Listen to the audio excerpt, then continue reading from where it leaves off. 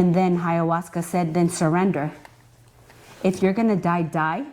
But if not, let me take you through the greatest journey of your life, and let's do this.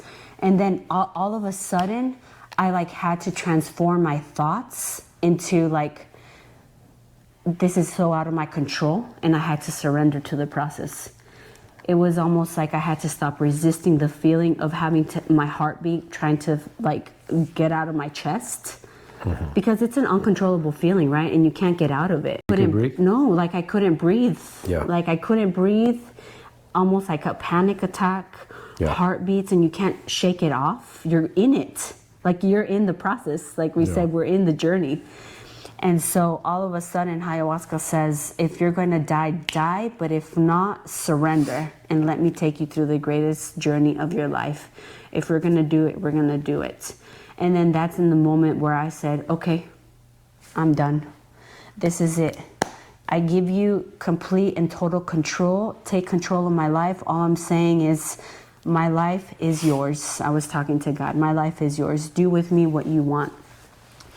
As soon as the moment of the thoughts and the words left my mouth that I said, I surrender to this process, all of a sudden I'm laying there on my bed on the little mattress, and I see this ball of fire, this ball, like this tornado, this red ball of fire forming in my womb, like in my uterus. It was like a volcano, just stirring in my uterus, in my womb. It was just, and it was like it was getting bigger and bigger and bigger and bigger and bigger, and it was like a ball of fire.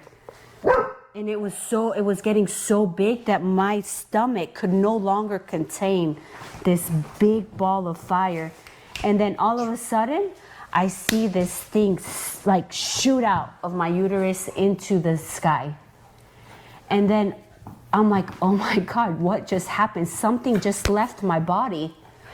And then I looked up where it shot, right? And then I looked down to my stomach, and I see this wound start closing and closing and closing and closing until it just became whole and beautiful. Like that scar, because I had to have a C-section whenever I lost my daughter.